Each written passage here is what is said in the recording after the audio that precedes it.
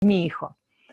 Hace tiempos atrás el acertijo generaba las respuestas, ¿no? Respuestas desacertadas y un poco porcentaje podía decir, bueno, la eminencia médica era la madre. Y un poco, a ver, nada, después cuando siguió la charla, enseguida dije, uy, tengo que ir a la biblioteca y digo de quién hablo o de quién puedo hablar. Me interesaba que incluir, ¿no? en la lista de aquellos referentes penales a una mujer. No solo, a ver, por incluir una mujer en la lista. El año pasado, María Luisa Femenías, que es una filósofa, publicó un libro que se titula Ellas lo pensaron antes, ¿no? Filósofas excluidas de la memoria. Y la verdad que el libro es interesante, no solo porque permite rescatar el pensamiento de muchas mujeres que lograron introducirse en lo que ella denomina el canon de la filosofía, sino sobre todo haber permitido, ¿no? Visibilizar de alguna manera o echar luz sobre algunas producciones escritas por mujeres a pesar de que las condiciones históricas la desestimaban. Obviamente ya casi nadie duda, ¿no? de la presencia de las mujeres como agentes históricos en la producción teórica, en la producción de conocimiento, su interlocución y también su participación activa, ¿no? en intereses de distintas épocas, obviamente contribuyendo a la producción de conocimiento.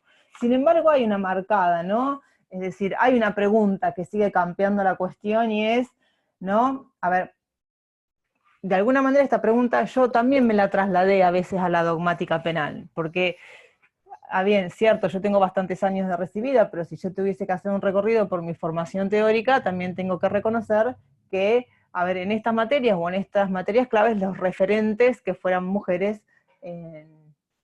no eran muchos, o casi no estaban presentes. De hecho, yo me tomé el trabajo de recorrer algunos manuales de penal parte general, y sobre todo, bueno, digo manual parte general porque hasta hace poco era una materia que yo dictaba, una materia de grado que dictaba, y cuando los manuales hacen un recorrido histórico respecto de, ¿no? la teoría del delito y los representantes más significativos, también es significativa la ausencia de mujeres en esa lista. Entonces, una de las preguntas, ¿no? Es decir, bueno, a ver, o uno de los puntos a analizar son esos modos, ¿no? de ocultamiento o invisibilización de las empresas teóricas llevadas a cabo por mujeres, ¿no? Y preguntarse también cuáles son los sesgos que impidieron la transmisión de sus textos y de manera particular su incidencia en la historia del pensamiento penal. Insisto, esto que pareciera ser, o sea, no estoy hablando de un pasado muy lejano, obviamente, hoy son numerosas mujeres las que participan de la disciplina, pero es cierto que ha habido esta exclusión histórica. No solo, ¿no? por las dificultades o por las mayores restricciones que tuvieron las mujeres en el acceso a la educación en general, ese es un dato que hoy por hoy resulta innegable, sino también hay algo que a mí me hizo pensar también en esta cuestión que otra filósofa, que se llama Miranda Fricker, en un libro que tiene ya algunos, no muchos años, pero ella habla, ¿no? o propone la idea de injusticia epistémica. Y la verdad que a mí es una idea que nunca la había escuchado antes en otras reflexiones, y distingue, ¿no? lo que ella denomina injusticia testimonial, que tiene que ver cuando no se cree en un discurso en función de la descalificación del sujeto que lo emite, y la idea de injusticia hermenéutica, que me pareció una idea interesantísima y que tiene que ver con, a ver, la falta de herramientas conceptuales para nombrar la experiencia de cada uno de los sujetos, o de quienes quieren constituirse en sujetos que transmiten sus propias experiencias. Y ella pone al género en esta categoría. Entonces me pareció una doble vertiente interesante para pensar, ¿no? la inclusión del pensamiento de las mujeres en el pensamiento penal. Y me llamó la atención, digo esto porque me parece que también es importante para reflexionar, porque tiene que ver con ciertas condiciones de nuestra formación, ¿no? Es decir, porque el libro de María Luisa Femenías, digo 2 o 3 cosas nada más y ya corto, pero me parece que es importante instalar también esta reflexión, ¿no? que coloca a muchas mujeres, las desplaza el canon hegemónico de la producción de conocimiento. Y me pareció interesante reflexionar, ¿no? sobre, a ver, algunos pensamientos que formaron partes importantes de nuestra formación teórica. Que yo descubrí una relectura, ¿no? Desde la filosofía, desde la teoría política, desde la teoría del Estado, a partir de las lecturas en el campo del género, ¿no? Si no, no se me hubiese ocurrido nunca hacer esta relectura. Y me pareció interesante, no sé, por ejemplo, reconocer la idea de Aristóteles, ¿no? Cuando hablaba, ¿no? O se ocupaba de los nacimientos monstruosos y reconocía diversos modos de monstruosidad. Y uno de ellos era ser mujer y no varón, porque la mujer es un varón incompleto, una réplica imperfecta de la Eidos, cuya forma perfecta es el varón. Y luego decía que era preferible parecerse a la madre, ya que es preferible parecerse a la madre, sería una forma de monstruosidad, ya que es preferible parecerse al padre como una garantía de paternidad legítima. Luego hay otros textos que también releva Femenías en la introducción del primer capítulo de la obra, que tienen que ver con textos que se tomaron del ala progresista del bonapartismo, ¿no? Y estoy hablando de 1800, y obviamente son textos que tienen que ver desde la medicina, ¿no? Donde obviamente se atribuían también características de inferiorización a las mujeres, y otros que tenían que ver también con los idearios de reformistas, si bien Marechal, que también nos relegaba a nosotras, ¿no? A la prohibición del árbol de la ciencia. Y digo que estos textos no son menores porque son textos que se sitúan, ¿no? Al borde o al lado históricamente de las grandes codificaciones, ¿no? Estos textos datan en 1801 y los procesos de codificación, o sea, el inicio paradigmático de los procesos de codificación lo situamos en 1804 con el Código Civil francés, 1811 con el Código Penal francés. Y estos hitos son fundamentales porque marcan, al menos, bueno, no sé, cuando Nino se refiere al nacimiento de la dogmática como modelo epistemológico de ciencia del derecho, de alguna manera los grandes procesos de codificación marcaron el inicio de este modo de aproximación al conocimiento del derecho con sus propios métodos. Y sobre todo, ¿no? También me resulta llamativo, y ya me dejo, abandono por un rato las citas, pero esto sí me parece llamativo porque lo situamos un poquito antes, unos años antes, pero sí, fue uno de los grandes ideólogos del contractualismo, y me estoy refiriendo a Rousseau, ¿no? Que obviamente, no solamente porque tuvo un peso importante en nuestras concepciones acerca del Estado, sino que de alguna manera nos permite rastrear, ¿no? Este origen de esta igualdad nominal entre mujeres y varones, ¿no? Es decir, cómo, y después desandar esta idea de cómo el universal masculino, al menos en el campo de los derechos políticos, termina ocluyendo la presencia de la mujer. Y me resulta significativo, ¿no? Porque, esto, que todos los grandes autores contractualistas que postulaban la libertad y la igualdad como derechos naturales para todos los individuos, en última instancia terminan legitimando el recorte político de los derechos para las mujeres.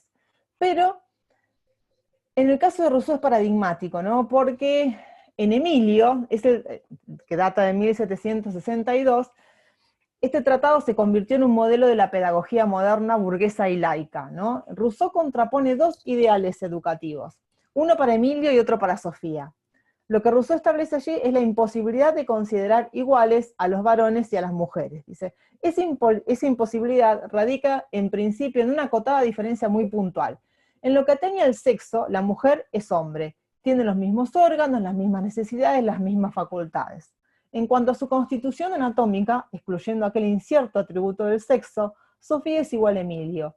Para Rousseau, casi no existen diferencias de orden biológico entre las mujeres y los varones. Lo que hace que las mujeres no puedan ser consideradas iguales a los varones son sus capacidades racionales. Y es a partir de ellas que Rousseau propone diferentes proyecciones sociales para una y para otra. La posibilidad de especulación, abstracción y generalización propias del conocimiento científico son de exclusiva competencia varonil. Y claro, de pronto es un poco, me pareció importante citarlo porque de alguna manera permite una definición, ¿no? Dentro del campo de conocimiento, al menos, jurídico en particular, ¿no? Por eso digo que a mí me parece importante incluir a una mujer en el listado de referentes del pensamiento penal contemporáneo. No porque alcance, ¿no?, con modificar la lista e incluir en la lista a mujeres autores, ¿no?, sino porque en realidad lo que se necesita es redefinir las condiciones epistemológicas desde una perspectiva de género. ¿No? Es importante, digo, por ahí redefinir estos presupuestos a partir de los cuales se construye el conocimiento, ¿no? Y de alguna manera, ¿no?, intentar una mirada desde una epistemología de género, no una epistemología feminista, teniendo en cuenta que hay muchos feminismos, ¿no? Permitiría identificar los modos en que las concepciones y las prácticas dominantes del conocimiento atribuyen, conforman y justifican sistemáticamente la inferioridad de las mujeres. Hoy obviamente, a ver, el conocimiento y las prácticas de conocimiento, esto también lo sigue, a ver, lo dice Femenías, pero en realidad en otro libro donde ya habla específicamente de epistemología, que el propio conocimiento, las prácticas hegemónicas de conocimiento ponen a las mujeres en una situación desventajosa. No solo porque muchas veces han excluido de la investigación, sino por esto, ¿no? Se les niega autoridad epistémica, a veces se ha denigrado el conocimiento obtenido por ellas o el modo de obtenerlos, se producen teorías que se presentan como inferiores, y muchas veces porque son estos mismos modelos hegemónicos de conocimiento los que producen ciencia que legitima y refuerza los lugares de subordinación de las personas previamente consideradas inferiores. En el caso del género, obviamente, estos modos de conocimiento lo que hacen es reforzar circularmente la jerarquía social, en especial la jerarquía de sexo-género. Obviamente que esa inferiorización o exclusión se construye sobre la base de muchos ejes argumentales, ¿no? Es decir, a ver, la apelación a la naturaleza, a las variables del lugar, de la inferioridad, de las capacidades.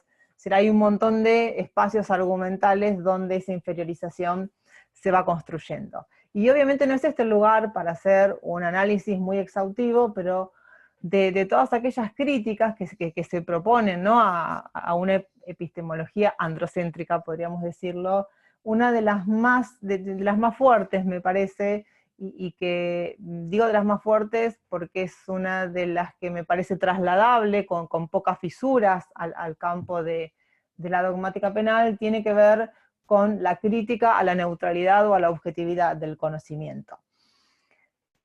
Las diversas áreas del conocimiento que nacen de la tradición occidental se sostienen en un conjunto de preconceptos cuya consecuencia inmediata es la construcción generalizada del conocimiento. Y el modo genéricamente filtrado de ver la realidad, ¿no? Es decir, por eso a veces es importante, ¿no?, por ahí desandar o tratar de visibilizar cuáles son los sesgos de género implícito o implícito que tienen muchas disciplinas, ¿no? Y esto implica dar cuenta de cómo aún hoy se reeditan bajo nuevos ropajes las posiciones jerarquizadas de varón y mujer.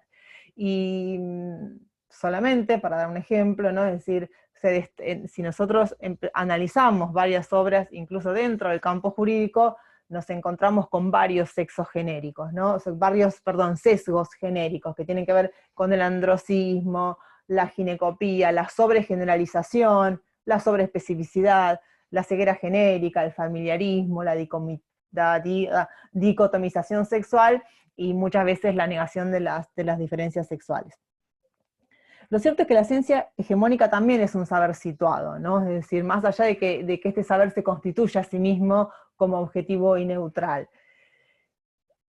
Pero lo cierto es que bajo el paradigma de la ciencia hegemónica, las mujeres que se han dedicado al campo científico, suponiendo que el derecho sea una ciencia, cuestión absolutamente discutible, y no creo que el derecho necesariamente lo sea, ni deba serlo, pero bueno, de hecho, quienes, se sitúan en el campo dogmático, defienden esa categoría para la dogmática propia, o muchos de ellos, pero lo cierto es que bajo este paradigma hegemónico, las científicas, como sujetos de conocimiento generalizado, solo han podido constituirse en los lugares desplazados, ¿no? Estos lugares del borde que les permite o las habilita a una posición crítica. Obviamente esto no lleva de ninguna manera a deslegitimar los logros de a los logros que desde ese paradigma hegemónico de la ciencia, ¿no? O de este modo de construir conocimiento, sino simplemente obliga a quienes se constituyen desde ese lugar como sujetos de conocimiento a aclarar bajo qué condiciones ese corpus de conocimiento hegemónico ha sido posible y cuáles otras condiciones van a funcionar como límite. Y esto tiene que ver porque una aproximación ingenua a la ciencia presupone una realidad universal, ¿no? Que aparece estructuralmente objetiva independiente de los observadores y también del campo de observación puesto en juego. Sin embargo, no hay conocimiento que no esté constituido desde un cierto punto de vista, ¿no? Incluso aquel que como el saber científico se constituye a sí mismo como la abolición de todos los puntos diferentes en aras a una pretendida objetividad. Y lo cierto es que la mirada patriarcal forma parte de unos filtros, o de uno de esos tantos filtros o marcos, ¿no? Desde los cuales se produce conocimiento científico. Y obviamente necesita, insisto, ¿no? Por ahí, de la inclusión, ¿no? De otras formas de mirar que nos permitan encontrar un lugar en ese espacio, ¿no? En esa forma de construir conocimiento. Y en ese sentido, cuando yo pensaba, ¿no? En esta doble inclusión, ¿no? Esta doble inclusión que implica no solamente incorporar un nombre a una lista, que aparece dominada preferentemente por nombres masculinos, sino incluir a alguien que ha sido capaz, me parece, de revertir esas condiciones epistémicas a partir de las cuales se puede construir conocimiento. Y en ese sentido, más allá de que hubo muchos nombres, algunos otros nombres más que me propusieron, me pareció significativa la obra de María Luisa Maqueda Abreu. Que tengo que decir, yo la conozco, a ver, mi conocimiento, que no es exhaustivo, obviamente, es incipiente de una gran producción, si se quiere, de gran producción teórica de su parte. Mi primera aproximación a sus publicaciones ha sido, ¿no? Desde el género, no desde derecho penal, sino desde el género. Y la producción a ver, María Luisa Maqueda Abreu es licenciada en Derecho por la Universidad de Granada, ¿no?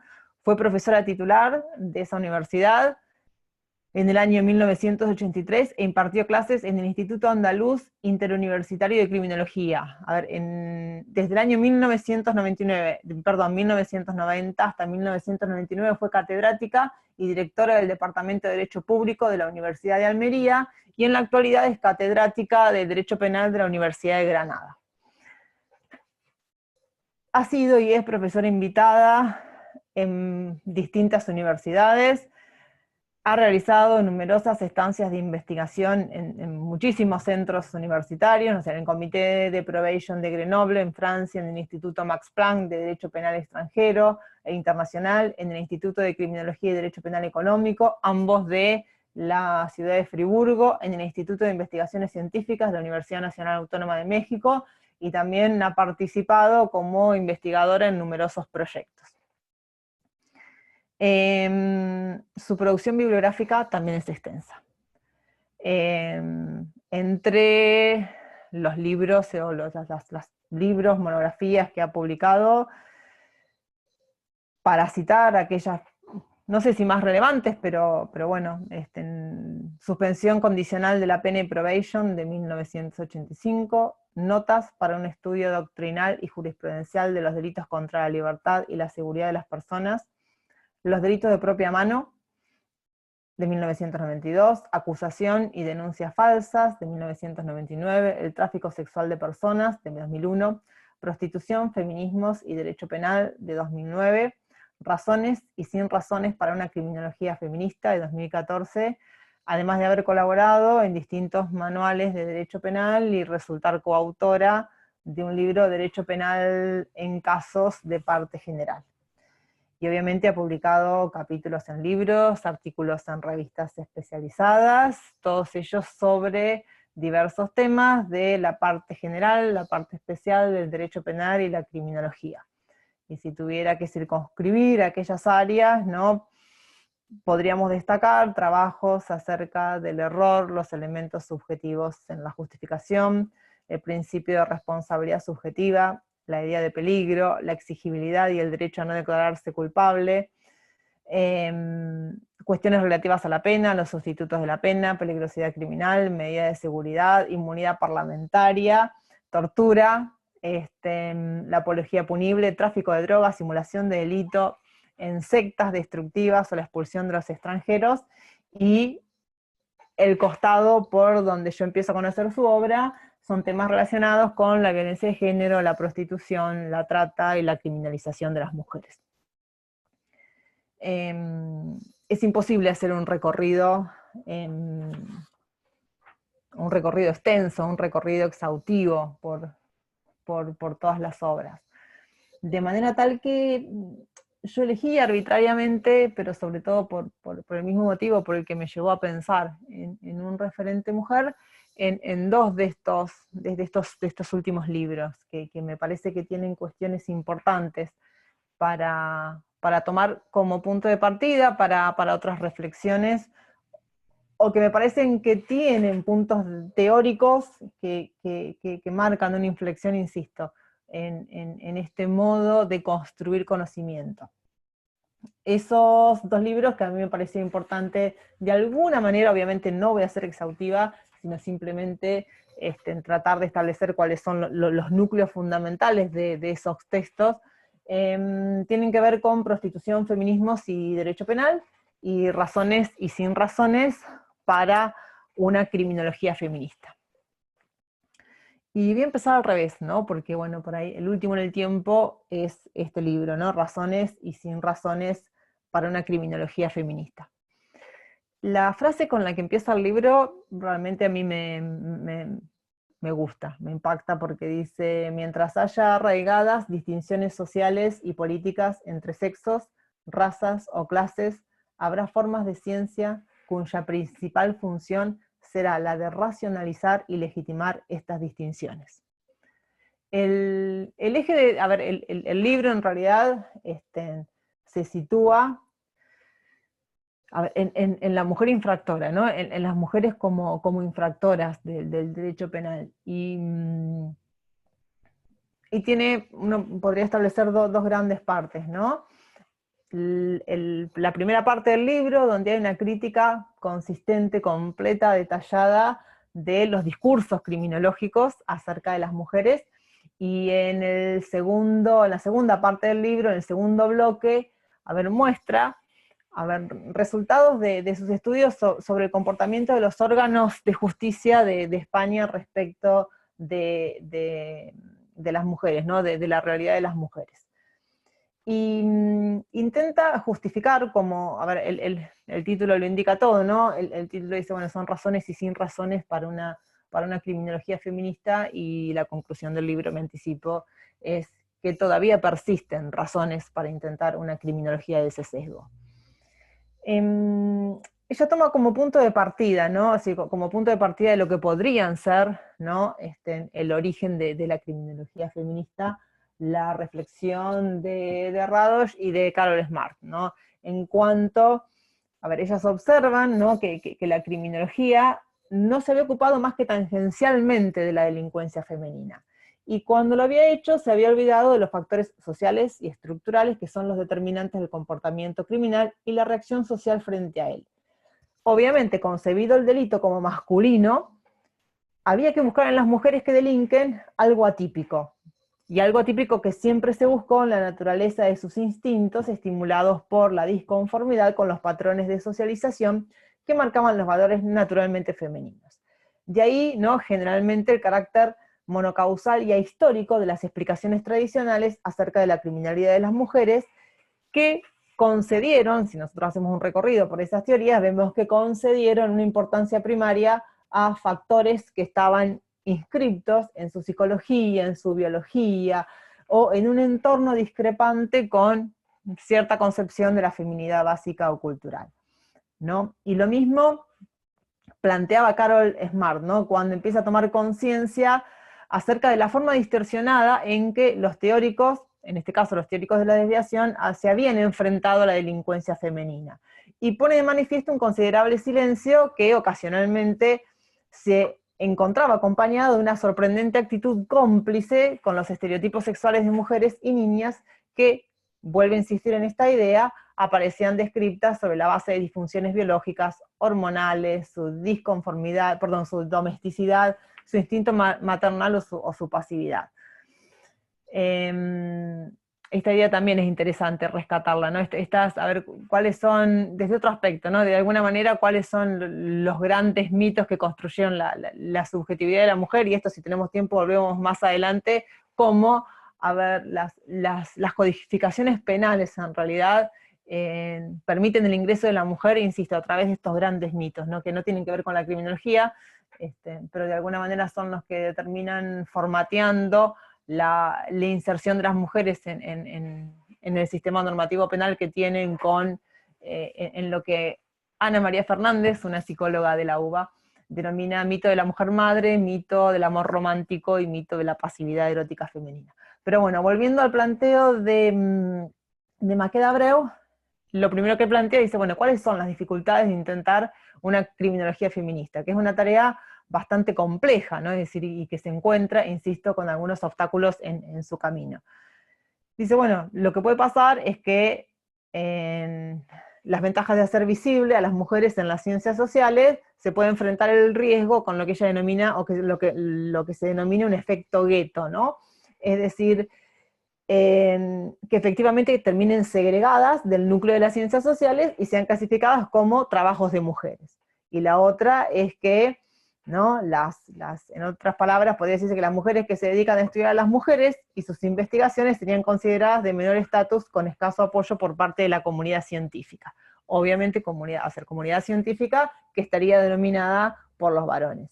Y dice, bueno, habría una consecuencia peor, que sería que los varones se apropiaran de nuestra área de análisis, tratándola analíticamente en forma similar a cualquier otro tema de estudio, con las mismas actitudes sexistas, haciendo de la sociología de las mujeres una mera adenda subsumida dentro de los paradigmas sociológicos prevalentes. Con este temor se estaba evidenciando, en todo caso, un nuevo problema, ¿no? ¿Qué debía entenderse por una criminología feminista? La pregunta es, ¿incluye criminólogas que son feministas, mujeres criminólogas, o criminólogos que estudian a las mujeres? ¿O más ampliamente, una investigación que pretenda ser feminista debe ser realizada por, sobre y para las mujeres? Obviamente que para responder entiende que esto no se trata de una mera cuestión empírica, ¿no? Sino que está condicionada por el trasfondo social y político que ofrece el feminismo, en tanto que movimiento empeñado en una transformación de la condición de las mujeres. Y yo acá me permito corregir, feminismo, ya no es propio hablar de un único feminismo, sino de varios feminismos que en muchos de los temas producen, ¿no? Tensiones y puntos de vista contrapuestos en aquellas maneras, ¿no? De entender esta comprensión transformadora de la condición de las mujeres. ¿No? Entonces hay muchos feminismos. Feminismo liberal, marxista, radical, socialista, posmoderno, multicultural, cultural, institucional, etcétera, etcétera. Lo cierto es que obviamente las feministas que se dedican a la criminología reflejan inevitablemente las tensiones y las diferencias que existen entre cada uno de estas perspectivas. Entonces la pregunta vuelve a ser, ¿cómo seguimos hablando de una criminología feminista? ¿Qué distingue un análisis criminista feminista de otro que no lo sea? Entonces se plantean algunas ideas claves que diferenciarían esta forma de pensar de otras formas de pensamiento. Y esto implicaría una doble toma de conciencia que definiría este tipo de acercamiento de comprensión teórica. De una parte, asumir que las relaciones de género y las construcciones sobre la masculinidad y la feminidad no son simétricas, sino que están basadas en un principio organizador de superioridad de los varones y de dominación social y política económica sobre las mujeres. Y de otro lado, que la producción de conocimiento está generizada, como decíamos recién, ¿no? Que los sistemas de conocimiento reflejan el punto de vista de los varones acerca del mundo natural y social, por lo que una perspectiva feminista tendría que proponerse desafiar sus viejas estructuras y la apreciada sabiduría de sus disciplinas para dar a las mujeres un papel central que no sea ni visible ni periférico. Claro, a ver, obviamente la intención no es meramente volver, o sea, vuelvo a esta misma idea, ¿no? Insertar a las mujeres dentro de las discusiones acerca del crimen, ¿no? Es decir, no se propone una criminología andrógina, sino una criminología que considera el género como un factor importante en el conjunto de factores que inciden, ¿no? Tales como la raza, la edad y la clase. Luego, a ver, lo que diferencia a Maqueda Abreu es que dice, bueno, a ver, propone que en vez de buscar, ¿no?, las causas y los condicionamientos de la criminalidad de las mujeres para corregir esos sesgos discriminatorios de la criminología etiológica tradicional, se abordara el estudio de los procesos de criminalización y de los efectos selectivos sobre las mujeres, ¿no? Esto por ahí permitiría evidenciar de mejor manera el empeño de las definiciones discriminatorias respecto de su criminalidad, ¿no? Y esas, estos efectos que no atañen de manera igual o que no afectan de manera igual a todas las mujeres o que no lo hacen del mismo modo. De esta manera, ¿no?, el centro de la atención se trasladaría a los aparatos de justicia criminal y no a la criminalidad, que depende muchas veces de las definiciones de los aparatos de justicia criminal. De manera tal que la criminología abandonaría su tradicional cometido legitimador de los aparatos de poder para denunciar cierto tipo de selectividad, ¿no?, perversa. Lo que continúa diciendo Maqueda Abreu, que una criminología feminista crítica tiene que ser asimismo selectiva a la hora de evaluar la influencia que el género tiene en la criminalización de las mujeres. Este punto es fundamental y esto se va, a ver, lo vamos a relevar de alguna manera cuando pasemos al segundo libro que elegí para comentarles.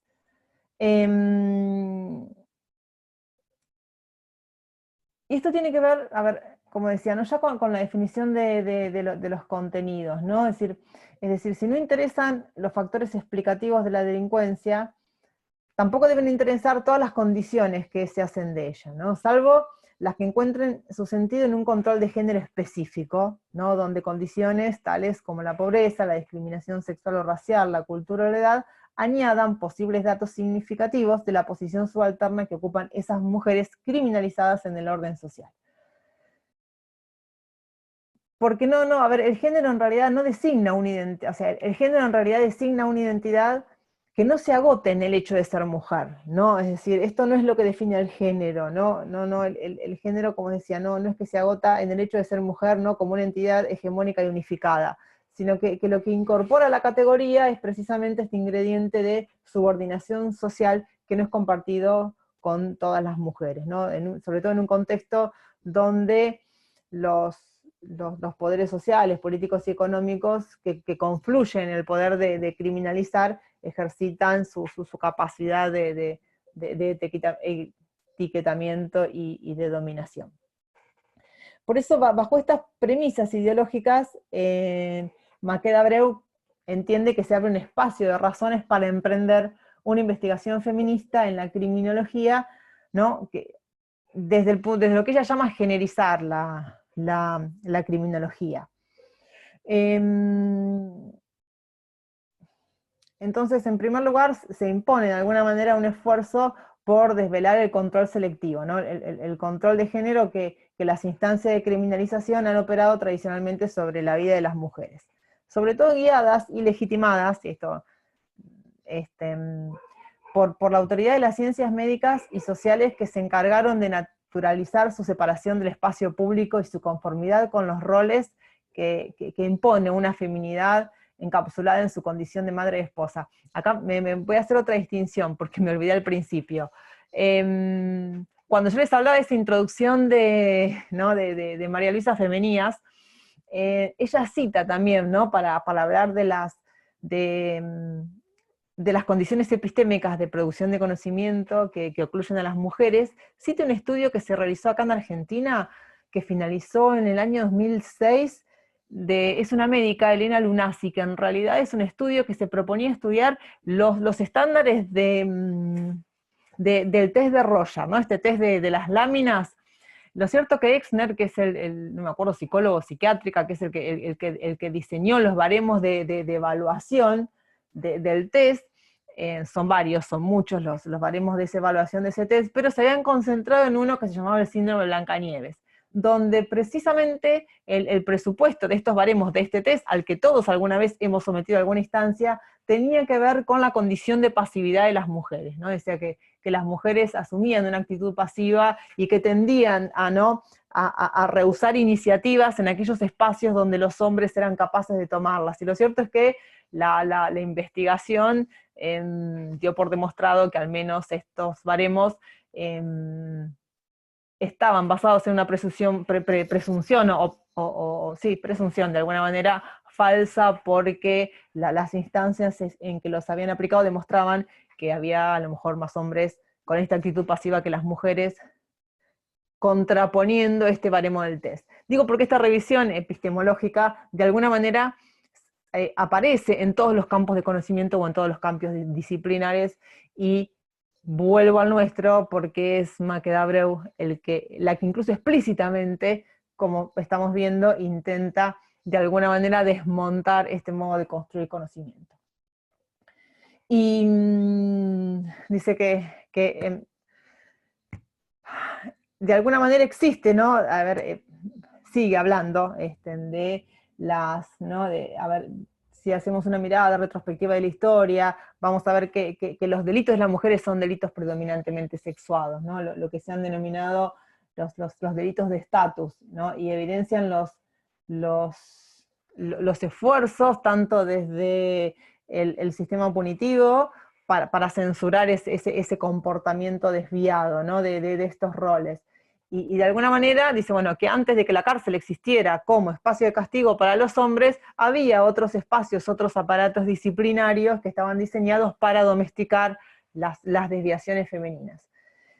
Sí, pero bueno, sin embargo, existe una evidencia de que las mujeres delinquen menos que los hombres, ¿no? Hay todas, es cierto, ¿no? Que hay, a ver, estadísticamente habría de alguna manera a ver, un número menor de mujeres, que cometen delitos que los varones, ¿no? Sigue avanzando. Veo que se me está yendo el tiempo y me estoy deteniendo. En esta mirada, ¿no? Es decir, entre los signos de discriminación sexista, ¿no? Del conocimiento respecto del delito, y que ha sido, ¿no?, obra de la mejor criminología feminista contemplar a las mujeres como actoras sociales que conservan su autonomía y su racionalidad en sus conflictos con el derecho. Nuevamente vuelve a hacer un relevamiento de alguna manera, ¿no?, encontrando, a ver, ella lo hace con relación a la codificación española, ejemplos de un control diferenciado de las mujeres, ¿no?, llamados, o sea, sobre todo a imponer valores patriarcales, tales como el honor, la familia, la honestidad, la fidelidad, el amor maternal, y que precisamente lo que terminaba siendo criminalizado eran los signos más visibles de desviación de estos roles, ¿no? Y como les decía recién, son los denominados delitos de estatus. Si nosotros hiciéramos una revisión por nuestra legislación, pasaría lo mismo, ¿no? Este tipo de delitos que hasta hace poco tiempo pervivieron en el Código Penal, ¿no? Pensemos en el castigo del adulterio y en la justificación del castigo del adulterio, el infanticidio, aquellos, no sé, insisto, estos delitos que tenían, o sigue habiendo, ¿no? Pensemos en el caso del aborto, que tienen que ver, ¿no?, con la desviación de esos roles. Sin embargo, ¿no?, y esto me parece que empieza a marcar un punto de inflexión, o un punto importante que habría que tener en cuenta, ¿no? Dice que es cierto, y esto es un dato, que el derecho penal contemporáneo ha ido desgenerizando el perfil de las incriminaciones, ¿no? Esto que nosotros conocemos como delitos de estatus han desaparecido, y obviamente, a ver, va desapareciendo también el nombre de las mujeres en las autorías de los delitos, de los tipos penales, y se intenta ofrecer un panorama normativo que pareciera ser un poco más igualitario. Sin embargo, la pregunta que se genera, Maqueda Abreu dice, bueno, ¿cómo justificamos la selectividad negativa de un poder de género que, sin embargo, criminaliza menos a las mujeres que a los varones?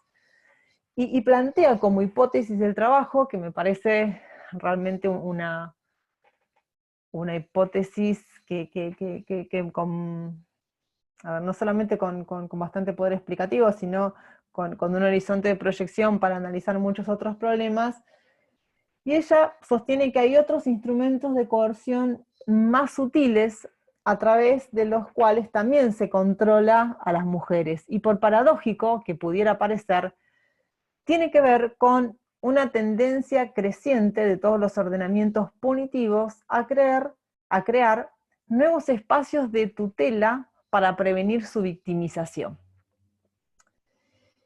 Y esto, ¿no?, lo ejemplificamos en el caso de España con el delito de maltrato habitual, con la explotación sexual femenina, con la trata, con el aborto, donde se deja ver, ¿no?, se deja entrever una estrategia ideológica institucional para intervenir en la vida de las mujeres, coartando sus más íntimas, sus esferas más íntimas de autonomía personal.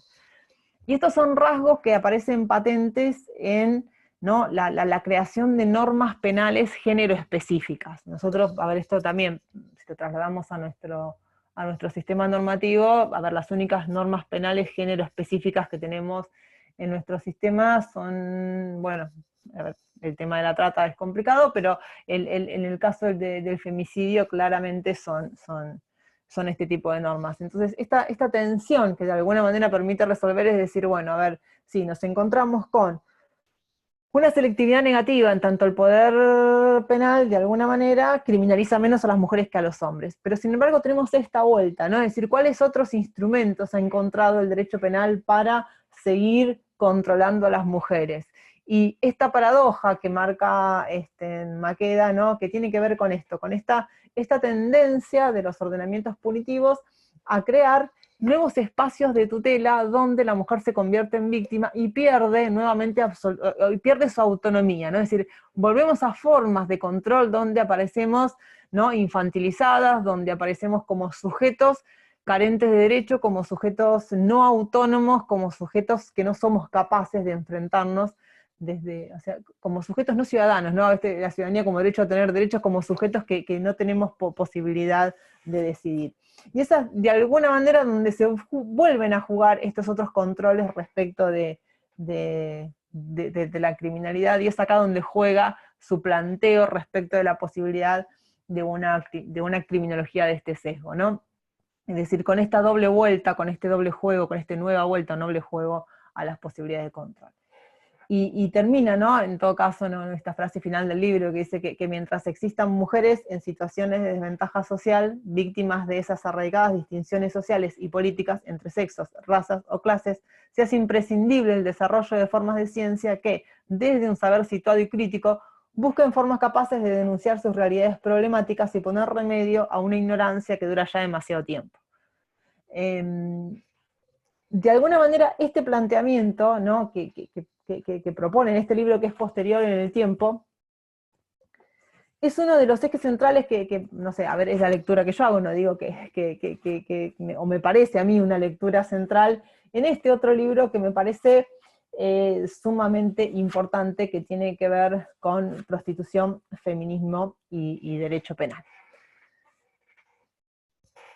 Como el nombre lo indica, es un libro en el que se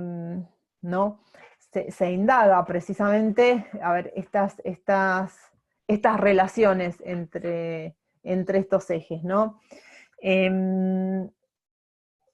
Y es un libro que comienza su recorrido, comienza un recorrido histórico, es un libro muy entretenido de leer, comienza su recorrido histórico con los orígenes de la prostitución contemporánea, que sitúa a fines del siglo XIX, ¿no? Es decir, hasta ese entonces las prostitutas estaban separadas de las clases asalariadas. Y de alguna manera el proceso, lo que ya se plantea es que el proceso de industrialización occidental permite originar este proceso de metamorfosis que termina delineando las características del sistema sexual contemporáneo. Y es en esta, ¿no? De alguna manera, a ver, ¿por qué? Porque el trabajo sexual deja de ser un trabajo que está bajo el control femenino y se proletariza, ¿no? Es decir, y acá es cuando surgen las primeras ideologías feministas liberadoras. La crítica que Maqueda Abreu dice, bueno, que estas primeras ideologías en realidad, lejos de proponerse reconstruir un concepto de autonomía de las mujeres frente a la opresión patriarcal, terminaron en suprimir el trabajo que les daba de comer. Esta, de alguna manera, me voy anticipando, es la hipótesis central. Ella define la posibilidad de una prostitución ejercida libremente como trabajo, ¿no? Como una prestación voluntaria y negociada de servicios sexuales remunerados. Pero vuelvo al principio del libro y al origen de, a ver, lo que sería el abolicionismo, ¿no? Recordemos, ahora volvemos, voy y vengo sobre la historia, ¿no? El abolicionismo, o el paradigma del abolicionismo sería el modelo sueco, ¿no? Que se pregona muchas veces como la solución a la trata. Ahora vamos a ver cómo se desliza, ¿no? El problema de la prostitución a la trata.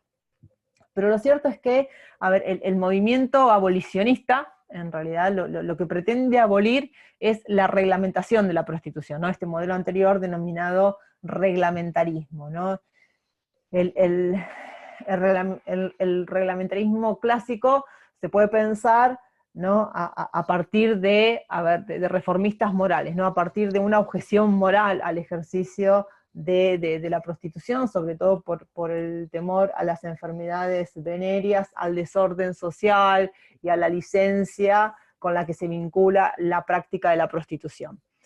Y el principal vector del reglamentarismo tuvo que ver con la tolerancia controlada de la actividad y el apartamiento social, ¿no? La prostituta era considerada un mal necesario, y a partir de este núcleo se disponen respecto de la prostitución varios dispositivos de control, ¿no? Dispositivos de control de carácter personal, no sé, tarjetas o cartillas de identificación, los controles locales, ¿no? El confinamiento en determinados locales o determinados establecimientos o determinados lugares, un control sanitario para prevenir o combatir enfermedades, y un control policial que se traduce en una voluntad de injerencia constante, ¿no?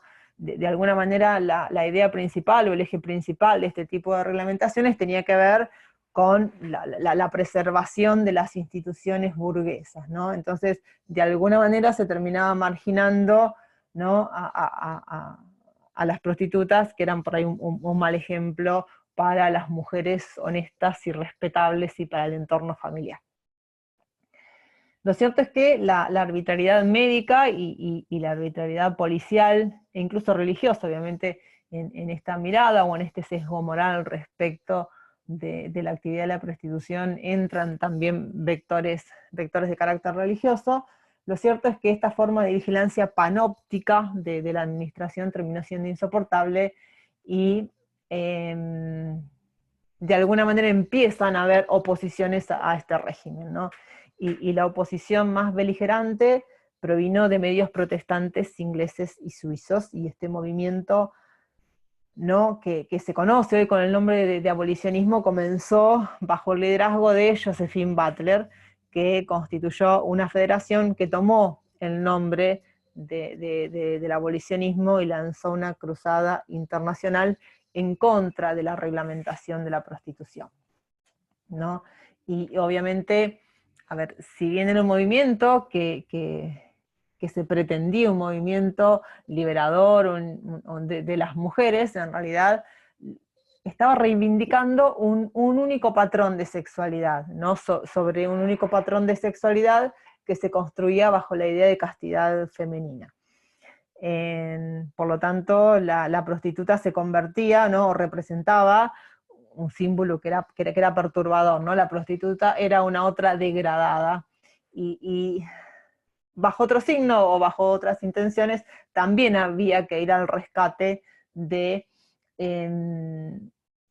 estas víctimas, ¿no? de la prostitución. y acá se encuentra un problema, o sea, uno de los problemas que Maqueda por ahí reconoce en este tipo de reivindicaciones feministas, que tiene que ver que privaba a las prostitutas de cualquier factor subjetivo, ¿no? Es decir, las privaba de cualquier factor activo de subjetividad compleja, porque ellas no se las podía concebir como agentes voluntarios, ¿no? de su propia historia, en realidad la padecían, no la construían. Obviamente, esto dos cosas marca también, dos cosas interesantes. Obviamente, hubo otros factores que contribuyeron también a la crisis de reglamentarismo decimonónico, que tuvieron que ver con los cambios sobrevenidos en el mercado de la prostitución, ¿no? La diversificación de la oferta, la demanda, la organización comercial del sector y la aparición de un nuevo fenómeno que tenía que ver con el tráfico sexual de las mujeres. Pero sin en perjuicio de este otro factor que también contribuye a la crisis, insisto, del reglamentarismo, lo que sí se marca es que, de alguna manera, se retransforma el rol se las transforma en víctimas, ¿no? Sigue, esta propuesta también de reglamentarismo termina contribuyendo, ¿no? a la dispersión de las prostitutas, a la pérdida del control de los negocios relacionados con su actividad, al incremento de su posición de clandestinidad, de vulnerabilidad, y a la necesidad de buscar seguridad personal y protección. Y esto, como decía, ¿no? Aunado al incremento, a la aparición del tráfico sexual de mujeres, generó una especie de, o lo que se denomina pánico moral, ¿no? que se vio absolutamente respaldado por el feminismo abolicionista, y la obra más representativa del feminismo abolicionista, que fue la Convención de Naciones Unidas para la represión de la trata de 1950. Maqueda Abreu describe un proceso de definición, ¿no? que comienza en 1910 con el Convenio Internacional para la Represión de la Trata de Blancas, ¿no? que todavía aparecía esta distinción entre prostitución y trata, porque acá empiezan a aparecer esos deslices conceptuales que confunden o que permiten la confusión entre un concepto y otro, y entre una realidad y otra. Porque de alguna manera había cierto, ¿no? Es decir, si bien comenzó a circular o comenzó a despertar aquella voluntad internacional en torno a la trata, ¿no? y la voluntad de combatirla, de alguna manera al interior de los estados la prostitución seguía de alguna manera invisibilizada y tolerada. Sin embargo, el primer paso lo terminó dando la Convención Internacional de Ginebra de 1933, ¿no? Dio el primer paso en un camino que, viendo la prostitución como condición de posibilidad de la trata, empezó a borrar esos límites, ¿no? Y de pronto, bueno, en la Convención de Ginebra se dijo, bueno, el orden internacional no tiene por qué tolerar lo que los estados toleran, y así el tráfico abandonó o comenzó a abandonar su dependencia del consentimiento de las víctimas. Es decir, acá empieza a jugar un rol esencial esta idea de consentimiento, ¿no? En el sentido de que antes la idea de consentimiento permitía, ¿no? marcar la diferencia entre una actividad y la otra. En la medida en que hubiera consentimiento no podríamos hablar de trata o de tráfico, pero si se incluye en la definición, ¿no? si el tráfico abandona esta dependencia del consentimiento, ya no importa el consentimiento de la víctima, es decir, a los elementos de coacción, abuso o engaño se le suma también el consentimiento. Veo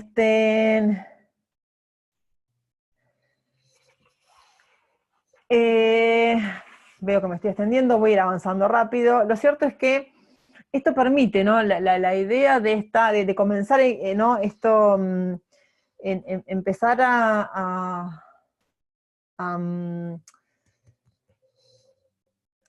a confundir a nivel conceptual de definición la prostitución con la trata. Obviamente vino acompañado con, con otras dos cuestiones, ¿no? También con cierta revolución ideológica que se produce al interior del feminismo, ¿no? que pasó de este discurso moral al discurso de la dominación masculina. Este es el punto, me parece, que habría que marcar, ¿no? el punto de inflexión de un modelo a otro.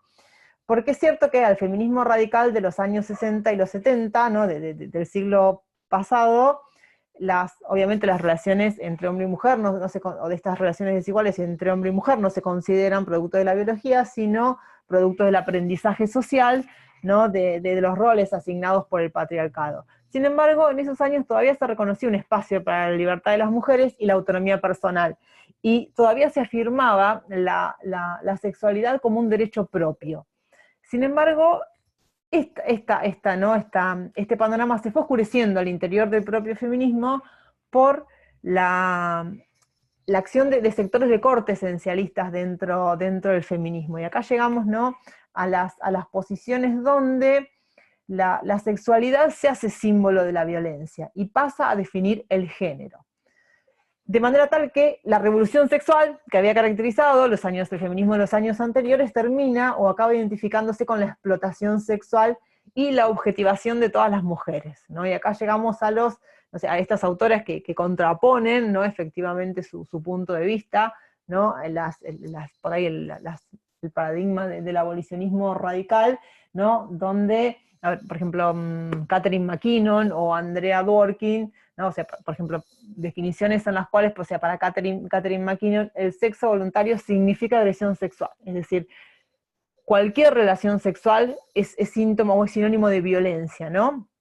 La sexualidad es una condición de la explotación, que si no se percibe, es gracias a los efectos propios de la colonización sexual. De manera tal que bajo este paradigma, ¿no? La prostitución no puede ser considerada sino como una de las manifestaciones del poder sexual de los varones, ¿no? Una de las formas de imponer ese poder a las mujeres. Esto lo que produce es que, obviamente acá hay un lenguaje mucho más efectivo que el lenguaje de la moral para intervenir en el espacio de las mujeres, que es el lenguaje de la violencia de las mujeres, ¿no? Que obviamente sustituye la antigua retórica de la moralidad. De manera tal que ahora las prostitutas son esclavas que necesitan ser liberadas y concientizadas de la opresión que sufren.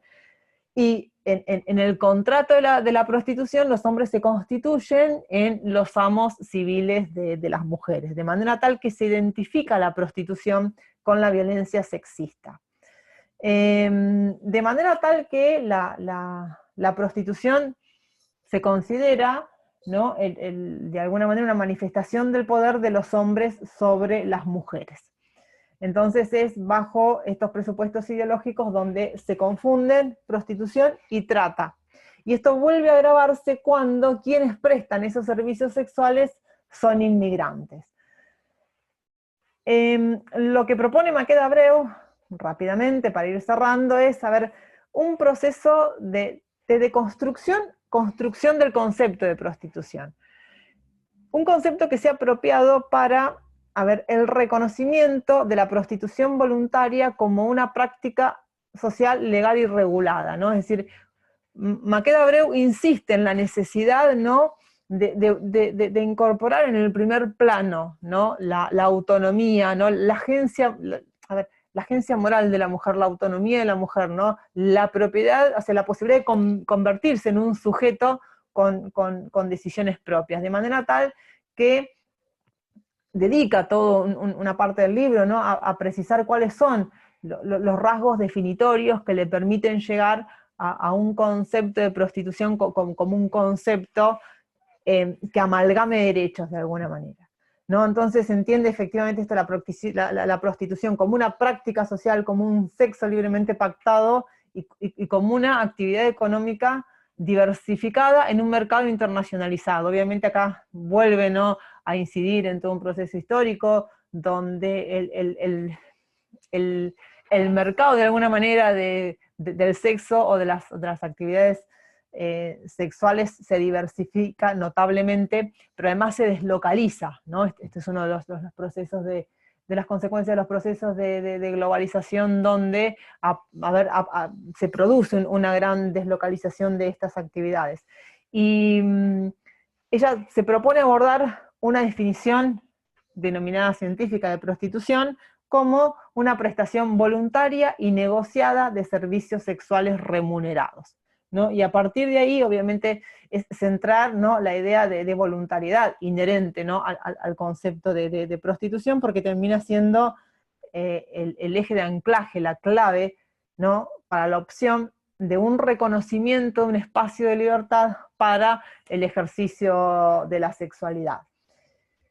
De manera tal que la expresión, o sea, la prostitución sería la expresión del derecho sexual de cualquier persona a disponer de su propio cuerpo.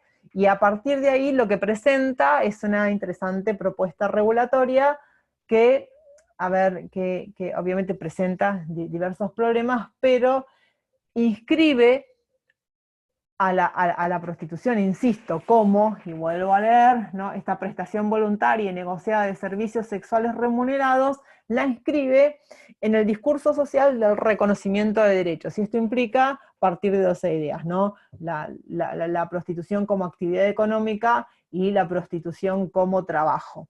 Y termina el libro haciendo, un análisis, ¿no? de posibilidad de la normativa española que permite efectivamente considerar a la prostitución como una prestación, como una locación de servicios, tanto por cuenta propia como por cuenta de terceros, y luego termina efectivamente haciendo un análisis también absolutamente interesante entre las relaciones entre trata, tráfico y prostitución, ¿no? Y con una crítica bastante fuerte, derivada de la confusión conceptual que se genera en la introducción, en la definición, sobre todo de trata, de las variables de vulnerabilidad, y en el caso europeo de la precariedad administrativa, ¿no? Donde efectivamente tanto, o sea, se sobrepasa o se pasa por el consentimiento de la mujer, y obviamente la mera irregularidad administrativa se convierte también en un elemento definitorio de la trata, de manera tal que estos dispositivos terminan ocluyendo a la posibilidad de cualquier ejercicio autónomo de decisión respecto de la libertad sexual. Libertad sexual que se reconoce obviamente como derecho en muchos otros aspectos del entramado normativo. De manera tal que me parece que se vuelve a poner en juego, ¿no? en esta discusión, ¿no? de la defensa de un modelo no intervencionista, ¿no? En otra parte del libro también se erige en una defensa del modelo holandés, y en un relevamiento de cómo redundó en beneficio de los derechos de las prostitutas esos modelos no intervencionistas, y luego también mostrando de alguna manera el fracaso del modelo sueco, ¿no? Que esto, de alguna manera, si bien se entiende que, no es que terminó esta idea de abolir la reglamentación de la prostitución, no terminó, o de alguna manera, no, si bien permitió descender los números dentro de Suecia, en realidad no es que hubo una desaparición de la prostitución, sino que lo que produjo fueron migraciones o el traslado geográfico de la actividad, pero no una respuesta. Y obviamente en esta propuesta, ¿no? de no someter al control penal, o sea, de entender el ejercicio de la prostitución como un trabajo y de no someter a la persecución penal, la prostitución y las actividades conexas, permitiría, bajo de alguna manera, una delimitación conceptual más precisa, ¿no? Efectivamente dirigir el control penal hacia otras prácticas donde sí están mediadas por el engaño, por la coacción, por el ejercicio de violencia, y otras conductas que pueden de alguna manera derivarse a los delitos contra la integridad sexual para nosotros, libertad sexual para ellas. Pero de alguna manera me parece que lo importante, o sea, que el libro termine ejemplificando, ¿no? esta idea, ¿no? que presenta en una obra posterior de cómo, el control penal va adquiriendo formas más sutiles, o como el control penal de alguna manera va encontrando formas más sutiles de ejercicio, incluso, ¿no? bajo esta paradoja de inventar espacios de supuesta tutela para las propias mujeres, que en última instancia terminan más que nada ocluyendo su poder de decisión. Me parece que esta idea es sumamente importante porque yo hice un recorrido rápido por los dos libros. Obviamente esta idea se replica en muchos otros artículos y toma de posición donde hay una mirada muy crítica respecto de la estrategia penal como estrategia prevalente para la solución de los problemas de género, o ya me desvío del tema del género en general a la violencia de género. Pero me parece que esta mirada es absolutamente interesante porque es una propuesta que va de alguna manera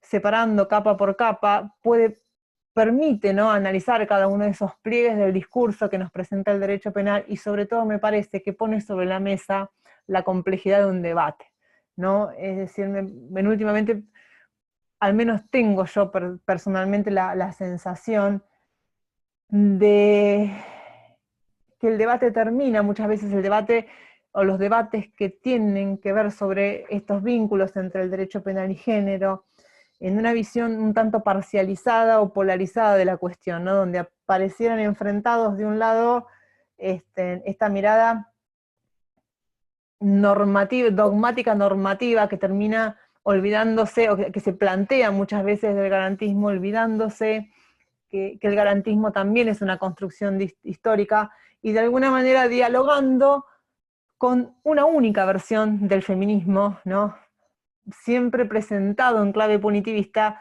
que no es una representación de la complejidad de todos los feminismos, ni tampoco da cuenta de la complejidad en que los discursos se pueden manejar para seguir marcando esa jerarquización entre los géneros. De manera que me parece que la obra de Maqueda Abreu, en este punto y en muchos otros, que insisto, esto es un espacio para generar un diálogo y no puede ser exhaustivo, pero me parece que es un claro ejemplo de cómo introducir de alguna manera en el debate aquello que nosotros pensamos como una epistemología de género.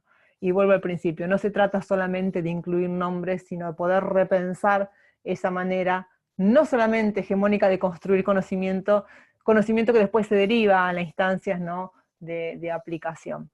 Así que me diera solamente presentarles, insisto, a alguien que a mí me parece un punto de partida interesante para repensar problemas que además nos atañen y nos conciernen en lo cotidiano. Así que les agradezco a todas y a todas haberme prestado este ratito de su tiempo como para entrar en insisto, en el pensamiento de Maqueda Abreu, que a mí me parece un punto de partida importante para pensar.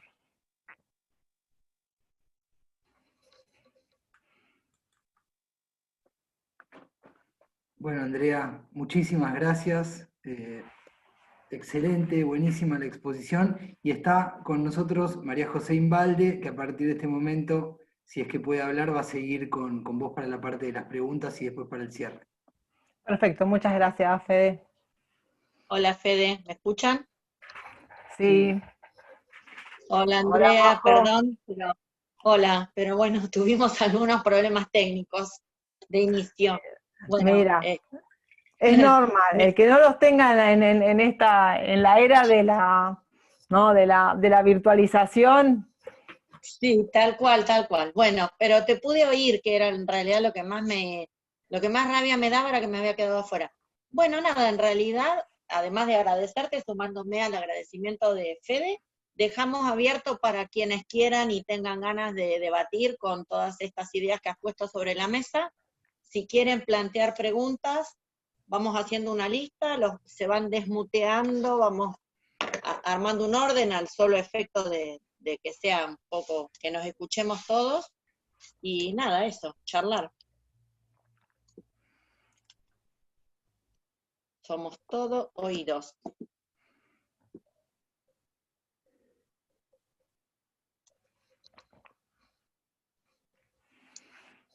¿Alguien que tenga ganas?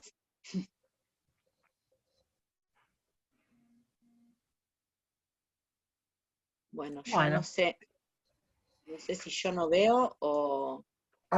Le hago una pregunta yo, rompo un poco el hielo porque la verdad que sería interesante para que puedan aprovechar que está Andrea del otro lado y conversar con ella sobre estas cuestiones tan interesantes que marcó. Una pregunta poco interesante, pero que me quedaba pensando desde la concepción que vos explicaste, que ella propone sobre la prostitución, ¿en qué quedarían las formas menores de intervención de terceros que nosotros tenemos tipificadas como delictivas, que ni siquiera llegan a la explotación económica, como son la promoción y la facilitación de la prostitución, desde la concepción de Maqueda Abreu?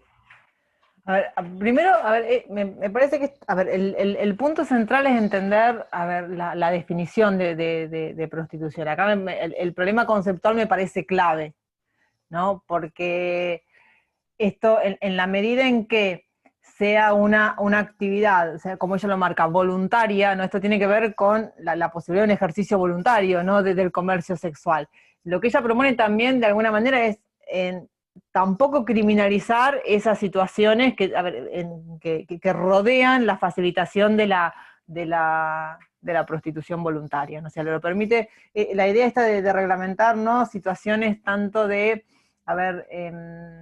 la prestación de servicio por cuenta propia, porque ella no se refiere solamente a aquella persona que termina ejerciendo por su cuenta la prostitución, sino la posibilidad de otras formas de relación laboral. De hecho, en una de las tantas monografías que tiene sobre el tema, donde va relevando en jurisprudencia de España, se reconoce, no sé, una relación de dependencia entre una casa de masajes eróticos y las mujeres que ahí trabajaban. Y no había problema en considerarlo, insisto, como un contrato de prestación de servicios.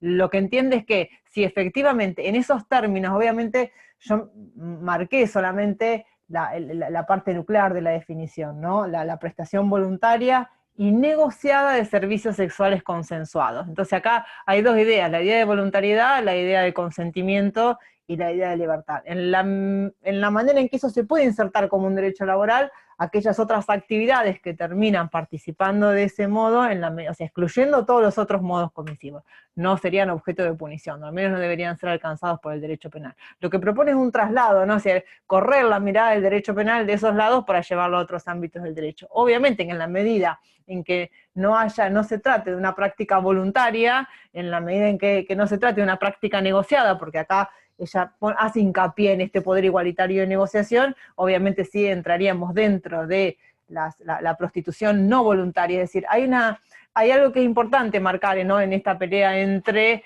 lo que podría ser una postura de derechos, una postura no intervencionista y la postura abolicionista. Para la postura abolicionista no hay posibilidad de definir la prostitución voluntaria y la involuntaria. ¿No? La prostitución siempre es prostitución forzada. En cambio, ella entiende que es posible, teniendo en cuenta sujetos autónomos mayores de edad, ¿no? Trazar esta diferencia, y esto es lo que permitiría, ¿no? Decir, bueno, ¿qué constituye derecho? La idea de prostitución voluntaria y negociada de servicios sexuales remunerados. Y obviamente, en la idea de servicios sexuales, acá es donde entra toda aquella gama de actividades que se diversificaron, sobre todo, ¿no? A partir de del fenómeno de la globalización y de las nuevas tecnologías que han ampliado notablemente el espectro de servicios sociales disponibles. Entonces esta definición incluiría otras prestaciones que nos corren de la idea, ¿no?, por ahí secular que nosotros tenemos del ejercicio de la prostitución. Bien. Gracias, Andrea. Tenemos al doctor Ricardo Mendoza, que quería hacer una pregunta. Cayo, si te podés desmutear. Hola, André. Hola, Cayo, ¿cómo estás? Estás? Bien, ¿y Bien. vos? Hola bien, a bien. todos. Bueno, buenísima la exposición, como siempre, André, buenísimo. Gracias. Gracias porque nos has enseñado muchas cosas y también nos hiciste pensar mucho. De hecho, yo me quedé pensando mucho. Y uno de los temas que quisiera ampliar un poco, que me amplíes un poco, es el tema que abrió, fue el tema de la prostitución. Porque muchas mujeres en Latinoamérica están reclamando la regulación laboral de la prostitución. Y lo reclaman como un derecho y lo reclaman como una necesidad, o sea, una necesidad vital, ¿no? Porque están fuera de cualquier tipo de regulación y sufren, bueno, todo lo que ya sabemos que eso implica, ¿no? Entonces me parece, es un tema no menor, me parece un tema importante que los juristas lo abarquemos con la realidad arriba de la mesa y despojado de cualquier tipo de prejuicios. En este sentido, muy interesante lo que la autora trae como propuesta, y valiente también, me parece una propuesta valiente, que asume una realidad determinada. Yo lo que te quería preguntar, André, porque yo que me inclino por mi manera de pensar sobre la idea de la regulación de la prostitución, otorgarles una regulación a quienes se asumen como con esa actividad, es cómo juega la antropología constitucional en esta decisión de regular o no regular el trabajo de la prostitución, en el sentido que la Constitución Nacional define, si se quiere, quizás es demasiado preciso decir define, pero sí nos orienta en cuanto a un concepto de ser humano. Y ese ser humano, entre las principales características que le destaca a la Constitución Nacional, es su autonomía, ¿no? La autonomía de la voluntad frente a sus acciones, y que eso va involucrado también en su proyecto de vida, ¿no? Proyecto, ¿no? Digamos, estar parado, autonomía y proyecto de vida irían de la mano, con la posibilidad de decidir su propio proyecto de vida. ¿Cabría la posibilidad de negarle a quien quiere ejercer una actividad, digo desde el punto de vista constitucional, ¿no? De negarle a quien quiere ejercer una actividad de este tipo, o cuál sería el argumento fuerte que contradiga lo que la Constitución sostiene, como para negar la posibilidad de una regulación laboral con derechos laborales a este tipo de actividades, ¿no? Eso es mi interés, si se puede ampliar en ese sentido, ¿no? ¿Cuáles serían los argumentos en contra, en definitiva, poniendo la Constitución arriba de la mesa, ¿no? A ver, el tema me parece que es sumamente pertinente, sumamente complejo, y me parece que es un debate que no podemos dejar en el olvido. A mí el reclamo de alguna manera, es el reclamo de ANMAR, es decir, hay muchas mujeres que se reconocen en este sentido.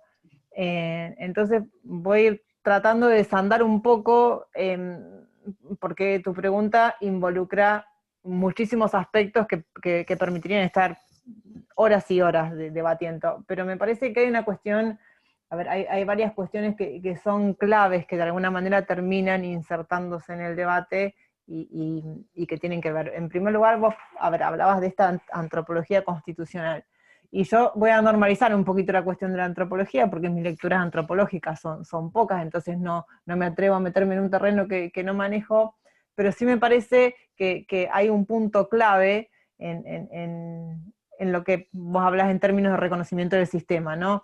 El principio de autonomía. Y vos dijiste autonomía de la voluntad, y a mí me parece que hay una vuelta de tuerca que también se puede hacer desde el derecho constitucional, y que me parece que de alguna manera es lo que termina redefiniendo el concepto de autonomía, que es un concepto de qué sé yo, que lo podemos pensar, ¿no? En la autonomía, pienso en Nino, por ejemplo, ¿no? En la autonomía como el derecho que tiene cada uno de elegir su propio plan de vida. Me parece que esto es un punto de partida importante, ¿no? Y que si ese plan de vida incluye todos los aspectos que tienen que ver con lo que podemos denominar, a ver, una moral autorreferente, es decir, si ese plan de vida tiene que ver con la elección de aquellos actos que por ahí pueden tener consecuencias en mí mismo, no influyen en terceros, esos planes de vida tienen que ser respetados y no pudieran ser objetos de injerencia estatal. A mí me parece que todavía en el discurso de la prostitución siguen pesando muchos elementos morales, ¿no? Y por ahí tomo como ejemplo estas dos contrapartidas, ¿no? La idea, ¿no? del abolicionismo extremo, a ver, que bajo la excusa de, ¿no? Dejar de lado una regularización o abolir una regularización, de alguna manera termina imponiendo una idea que no deja de ser una idea sexual, lo que pasa que disfrazada con un discurso muy fuerte en términos de trata o en términos de tráfico, ¿no? Aquí hay una diferenciación por ahí entre el tráfico, ¿no? Como la mera ayuda al ingreso por el país, por fuera de los carriles legales, y otra cosa es ya la trata como negociación de personas, no como el tráfico negociado. En un caso habría una ayuda a una actividad autónoma, y en otro caso lo que habría ya es directamente una objetivación del ser humano. Y estas conductas aparecen en el caso de la prostitución, me parece claramente distinguible si nosotros logramos identificar un núcleo duro de derechos que tenga que ver con el ejercicio de una sexualidad autónoma, con el reconocimiento de una libertad sexual. Lo cierto es que me parece que aún con otros discursos y con otros ropajes todavía se sigue de alguna manera filtrando algunas ideas de este tipo de contenido y de alguna manera cruzando, a ver, muchas líneas en la definición, ¿no? Es decir, es no poder pensar, o sea, porque si uno dice, bueno, esto, ¿no? De alguna manera, vuelvo al ejemplo, eminencia médica, y bueno, antes pensábamos en un médico, ahora cuando pensamos en prostitución, pensamos en la prostitución callejera, pensamos en la prostitución como esa cosa que, ¿no? De elemento que hay que limpiar, ¿no? Con esta cosa de limpieza visual de las ciudades, ¿no? Corrámoslo de este lugar que no me gusta, y el tema de que estas mujeres se constituyen víctimas que no son conscientes de su propio destino, y me parece que es un pasaje muy, o sea, me parece que la fuerza del argumento está en la fuerza, a ver, que la fuerza del argumento no está en las razones, sino en ese incurso de gran impacto emocional que tiene que ver con el tráfico de personas. Tráfico de personas que además, esto lo marca Maqueda Abreu en otros artículos que tienen que ver obviamente con otros intereses que van, a ver, con el control del tráfico migratorio, ¿no? Ella usa una palabra cuando describe la situación sobre todo de los migrantes en España y dice que son alegales, ¿no? Porque no están amparados por ningún régimen jurídico. Entonces, bajo la pretensión de constituirlos en víctimas, se los despoja de todos los derechos. Y otra idea que me parece sumamente importante, ¿no? Es dice, bueno, a ver, para poder ser ciudadanos, necesitan tener trabajo, pero si les denegamos el trabajo no tenemos derecho. Entonces, a ver, ¿cómo la ciudadanía se hace depender del trabajo? Y si se les niega el trabajo, se les niega también la ciudadanía. Entonces me parece que hay un juego interesante de derechos para reconocer y ver que de alguna manera, ¿no? se filtran otros intereses que, a ver, por ahí tienen que ver con el control de tráficos migratorios, y que en la inclusión de la idea de trata asociada indisolublemente a la prostitución, porque el problema es que si nosotros, a ver, por eso digo que me parece que la definición conceptual no tiene interés en cuanto a definición conceptual en sí misma, sino que la definición conceptual me parece interesante en la medida en que permite recortar el ejercicio de un derecho de otras prácticas que sí obviamente son, a ver, merecedoras de pena en el sentido que sí tienen que ser alcanzadas por el derecho penal, ¿no? Es decir, aquellas condiciones en las que efectivamente no hay voluntad, aquellas situaciones en las que no hay coacción, aquellas situaciones en las que, bueno, a lo mejor el traslado se hace voluntario, pero después hay un sometimiento a condiciones, ¿no? A condiciones de servidumbre, a condiciones de objetivación. Entonces me parece que esa distinción conceptual permite sí reconocer un núcleo de derechos desde los sujetos de ese derecho, porque me parece que esta vuelta de discurso que tiene que ver con una victimización a toda costa, aún a pesar del que es víctima, termina muchas veces esto negando autonomía, y esto negar autonomía implica también negar derechos. Entonces puede ser, o sea, ¿por qué no pensar que en algunos casos, ¿no? El proyecto migratorio por parte de algunas mujeres es también un proyecto emancipatorio? Esto no se tiene que tomar como regla general, pero sí, a ver, el problema es que de pronto, ¿no? Bajo el universalismo, de la misma manera en que, a ver, el universal masculino ocluía la presencia femenina, el universal mujer con mayúscula termina borrando cualquier experiencia personal que puede constituirse, me parece, en un soporte de derechos. Por eso me parece importante pensar esto, sobre todo porque además hay otra vuelta que no se menciona en algún artículo posterior, donde ya se empezó a vincular, algunos, sobre todo en Estados Unidos, la idea de trata con la idea, o sea, vincular la trata con el terrorismo,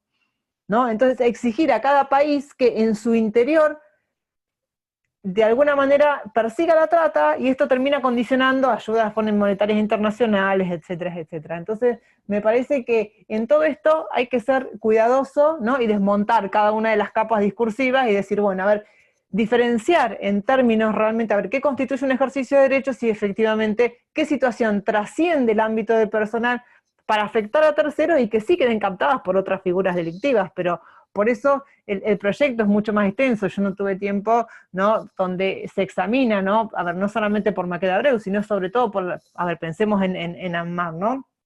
Por aquellas mujeres que ven en ese ejercicio, ¿no? Realmente una posibilidad laboral, ¿no?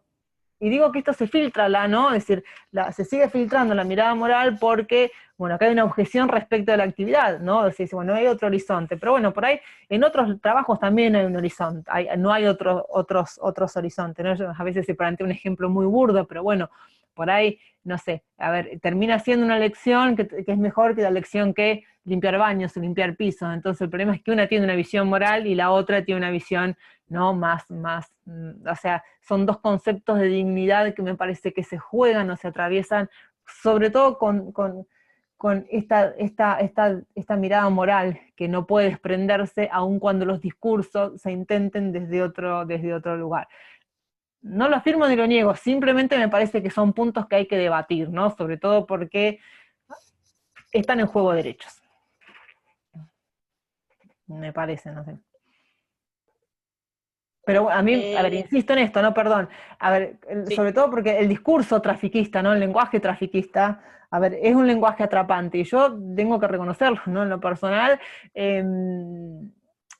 también en algún principio, bueno, me vi atrapada por ahí por ese discurso y de entender, ¿no?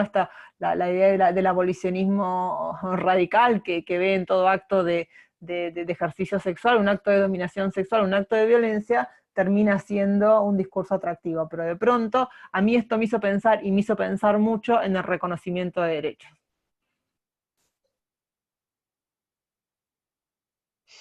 Nos deja pensando, y mucho.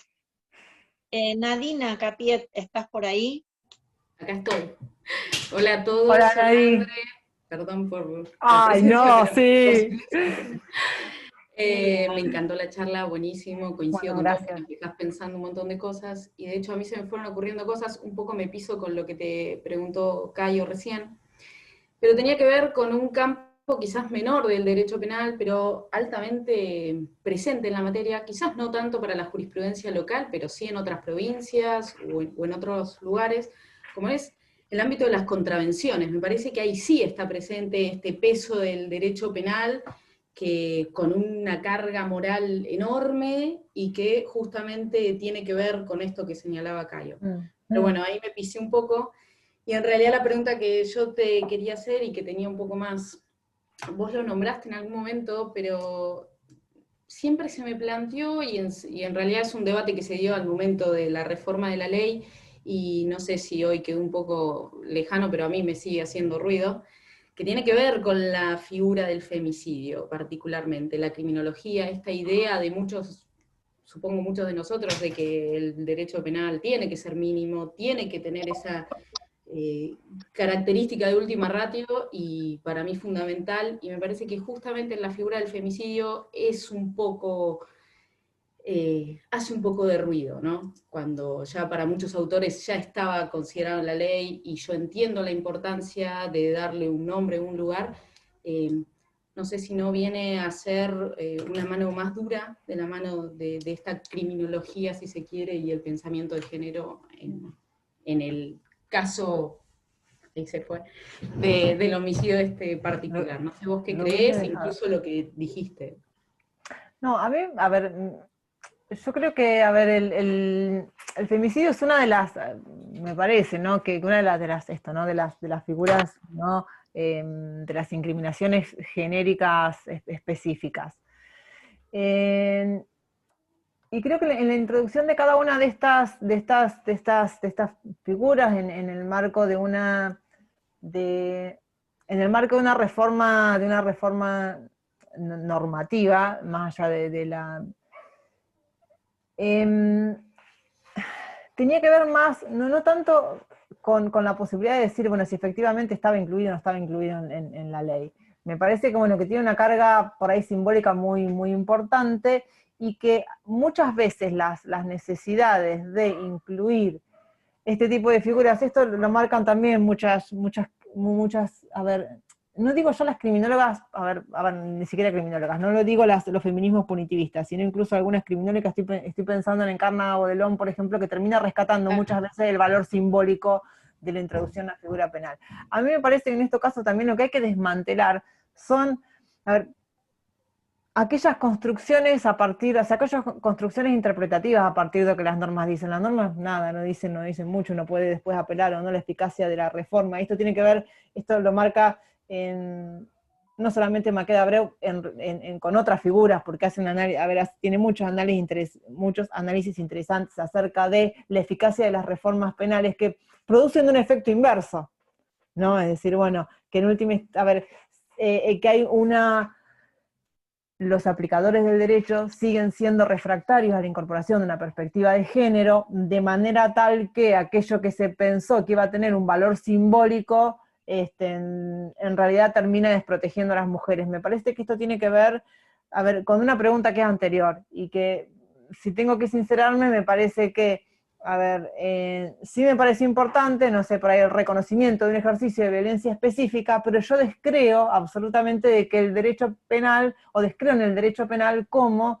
una herramienta preponderante para el trato de la violencia de género. Es decir, por ahí acá es distinto, porque ya nos vamos a una situación, a ver, en el caso de la prostitución y definida como tal, no era un caso de violencia, porque partía de un ejercicio de autonomía. En el caso del femicidio es más claro que es una situación de violencia.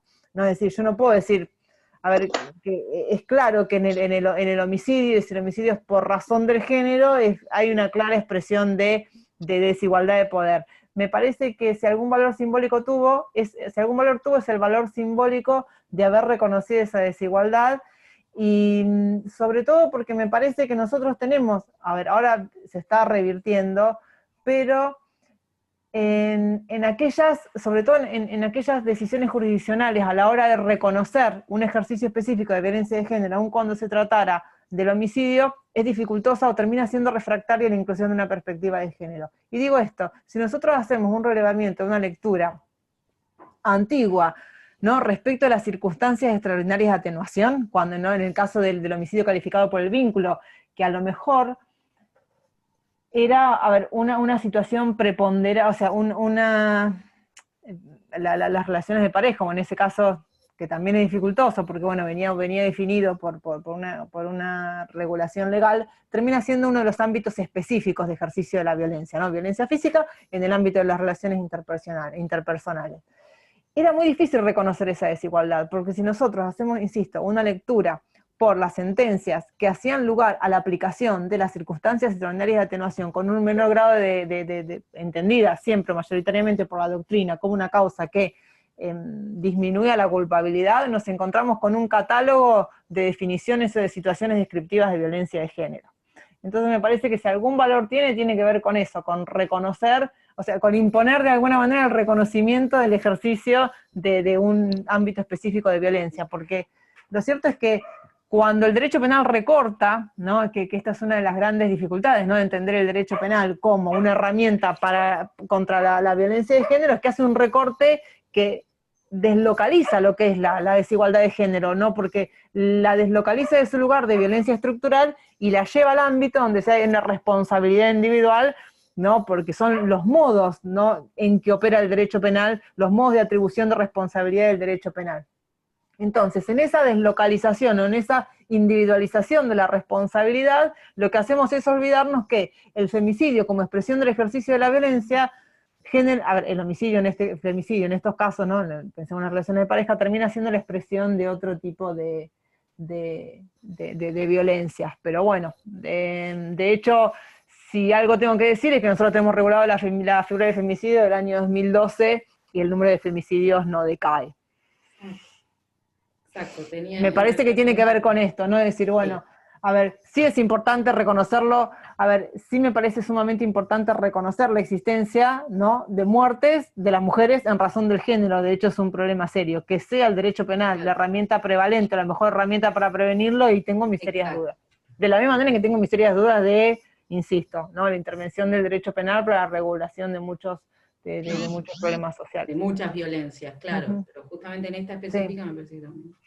Sí, lo que pasa es que, bueno, por ahí también se nuclean otras cosas, ¿no? Esto de entender, ¿no?, las violencias de género desde una perspectiva estrictamente securitaria es bastante difícil también, ¿no? Porque son dos lógicas que se contraponen.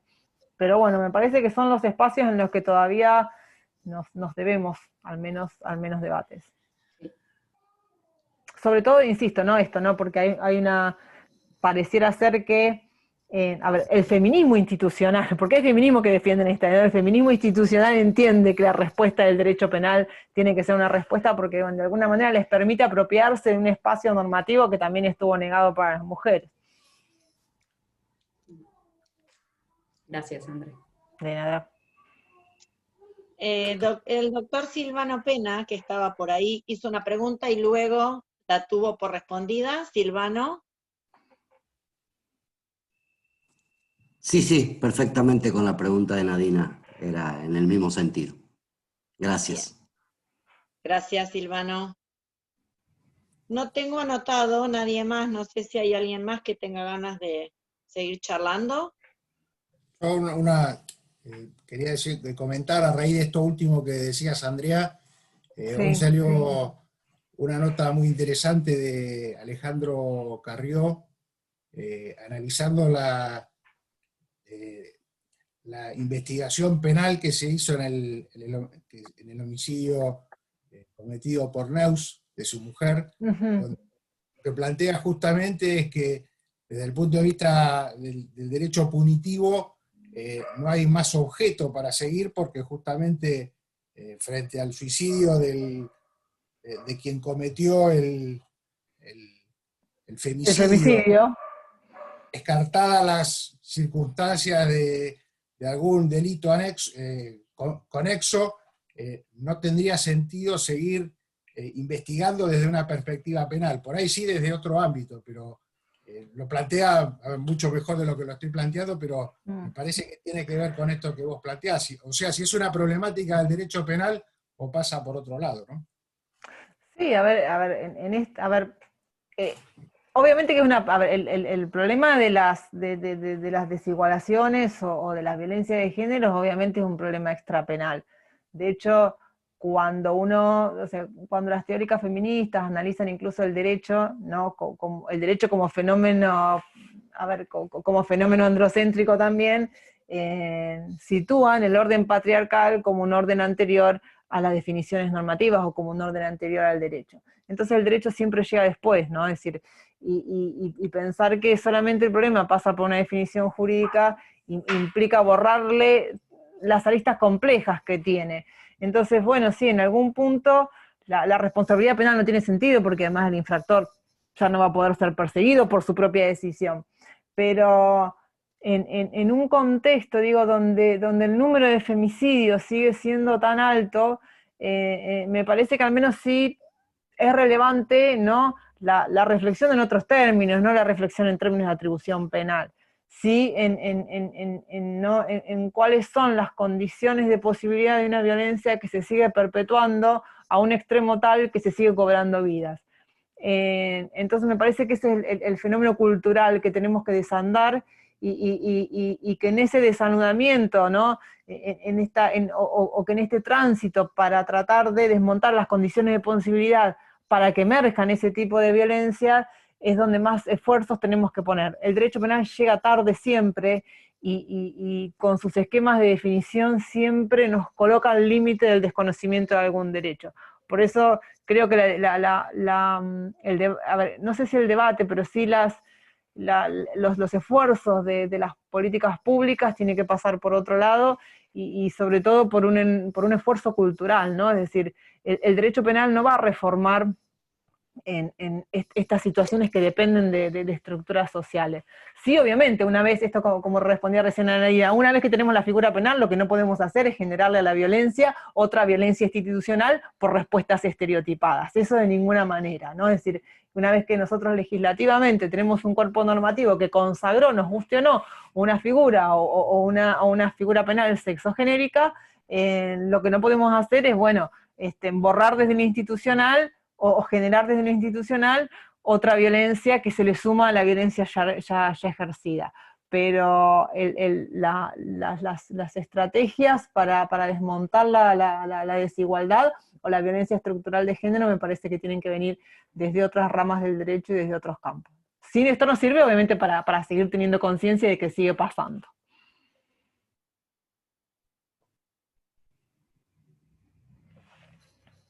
Bien. ¿Alguien más por ahí?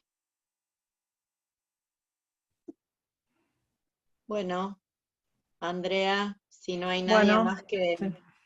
Yo desde lo personal y en nombre del colegio te súper agradecemos esta oportunidad por ahí de repensar estas situaciones que atraviesan las individualidades y y nos atraviesan desde los lugares de cada uno de nosotros donde ejercemos la función, y me parece que es bueno que nos replanteemos, como vos decías hace un ratito por ahí, ideas que uno en un primer momento abraza y que les parece que son realmente las mejores, y que por ahí cuando las analizás un poquitito más en profundidad te das cuenta que por ahí son violatorias básicamente de derechos, ¿no? Y me parece que yo por lo menos me quedo con esa idea, la idea de pensar estas situaciones como desde ese lugar, del lugar de no cercenar derechos. Me parece que con esta idea que me dejas pensando, te lo agradezco.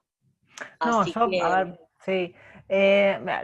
Yo principalmente agradecerle, ya digo, a todas y todos los que están detrás de esto por el esfuerzo, pero sobre todo agradecerles, ¿no?, la posibilidad de un diálogo que termina siendo constructivo. Me parece que en esto aprendemos todos los días, y aprendemos todas y todos de todos, pero una cosa que es importante rescatar en todo caso es no